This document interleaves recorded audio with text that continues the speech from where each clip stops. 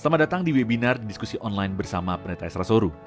Dalam webinar ini, kita mengadakan diskusi dengan cara yang berbeda. Anda akan diberikan kesempatan untuk bertanya dan mengangkat topik-topik yang ramai dibahas mengenai Kristenan. Berikut adalah cuplikan video dari diskusi-diskusi yang kami lakukan setiap Senin 2 minggu sekali jam 7 malam. Dan bagi Anda yang ingin mendaftar, silakan Anda bisa klik link yang tertulis pada caption. Jangan lupa untuk klik dan subscribe YouTube channel Pijar TV.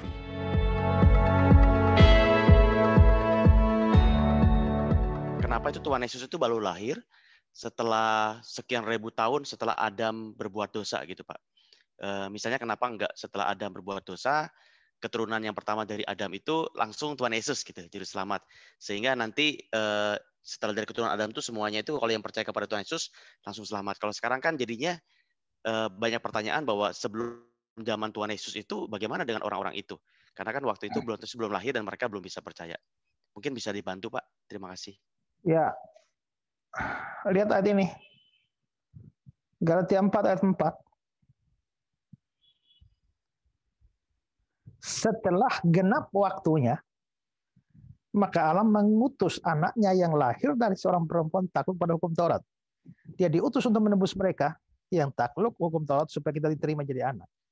Setelah genap waktunya. Berarti Yesus datang itu waktunya tepat. Yesus datang lahir pada abad pertama itu bukan sebuah kedatangan yang terlalu cepat. Atau juga bukan sebuah kedatangan yang terlalu lambat. Karena itulah dikatakan sebagai tepat waktunya. Nah, tapi persoalannya adalah tepat waktunya ini, apa yang tepat itu? Ya, itu yang jadi masalah. Para penafsir mulai menafsirkan macam-macam, tapi tetap itu hanya spekulasi. Ada yang mengatakan bahwa Yesus datang tepat pada zaman itu di mana Romawi sedang berkuasa. Karena Romawi sedang berkuasa, maka ada proyek Pax Romana oleh Kaisar Agustus. Karena Pax Romana oleh Kaisar Agustus di mana akhirnya perkembangan semua fasilitas Romawi dengan melalui jalan-jalan dan lain sebagainya itu akan menolong sehingga Injil dapat pergi kemana-mana. Kedua, ada juga yang menafsirkan itu ada hubungan dengan Helenisme Yunani, di mana bahasa Yunani itu ada dalam bahasa internasional. Ya, sehingga Injil yang nanti akan ditulis dalam bahasa internasional, bahasa Yunani, itu dapat menyebar ke hampir seluruh dunia pada masa itu. Ya, itu walaupun ada tafsiran-tafsiran semacam itu, tapi menurut saya itu spekulasi-spekulasi saja.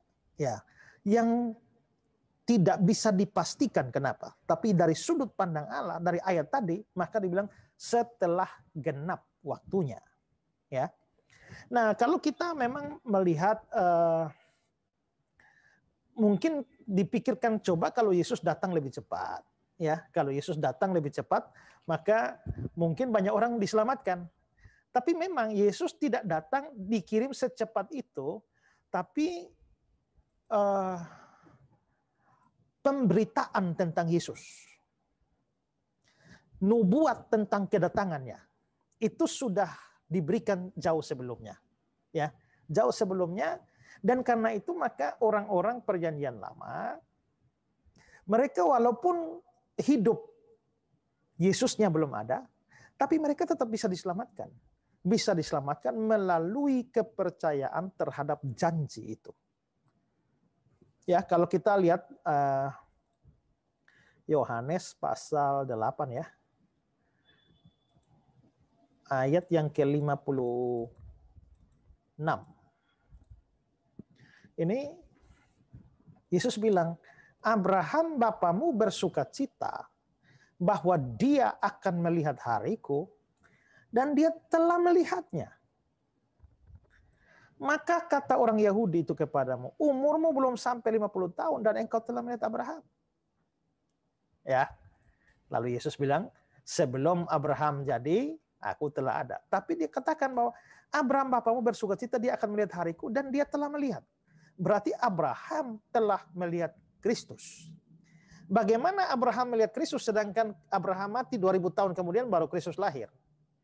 Ini berarti Abraham tidak melihat secara fisik, tapi Abraham melihat Kristus dalam imannya. Ya. Nah, lalu kita melihat contoh lain adalah Musa. Musa itu hidup 1500 tahun sebelum Yesus lahir. Tapi kita lihat bagaimana dikatakan tentang Musa di dalam Ibrani pasal 11.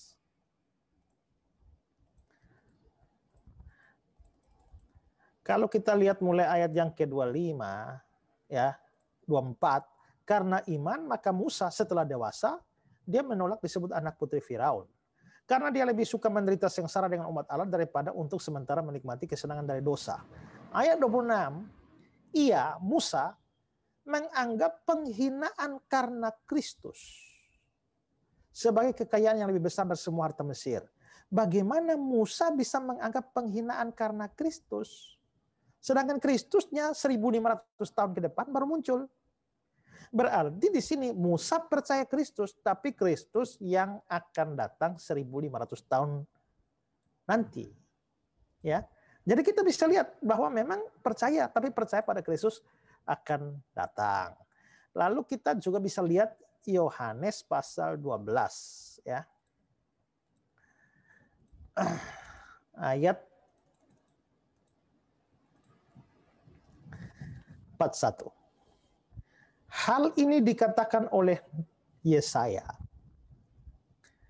karena dia telah melihat kemuliaannya dan telah berkata-kata tentang dia. Tentang siapa? Ya tentang Mesias. Ya. Karena itu mereka tidak dapat percaya sebab Yesaya telah berkata juga. Kan Yesaya. Maka hal itu dikatakan karena dia telah melihat kemuliaannya dan berkata-kata tentang dia. Kapan Yesaya lihat Kristus? Ini melihat di dalam iman. Nah, kalau begitu orang perjanjian lama itu juga percaya kepada Yesus. Tapi Yesus yang akan datang. Pak percaya Yesus. Tapi Yesus yang datang kapan? Yang dulu datang. Maka imannya Pak kepada Yesus itu iman ke belakang. Tapi imannya orang perjanjian lama itu iman ke depan. Nah, pada waktu Yesus mati di atas kayu salib, kuasa penebusannya juga berlaku untuk orang perjanjian lama. Buktinya apa? Buktinya adalah ketika dia mati itu, lalu kita bisa lihat ada orang-orang kudus perjanjian lama yang bangkit di Matius pasal 27. Itu sebagai tanda atau simbol bahwa kuasa penebusan Kristus pun berlaku surut untuk penebusan mereka yang ada di zaman perjanjian lama. Jadi tetap, mau hidup zaman apapun, orang tetap percaya Kristus baru bisa selamat. Bedanya kita, mereka percaya Kristus akan datang, kita percaya Kristus yang sudah datang. Terima kasih, saudara sudah menyaksikan cuplikan diskusi bersama Pendeta Esra Soru. Jangan lupa segera mendaftar dengan klik link pada caption sekarang juga. Informasi selengkapnya ada pada image di akhir video ini.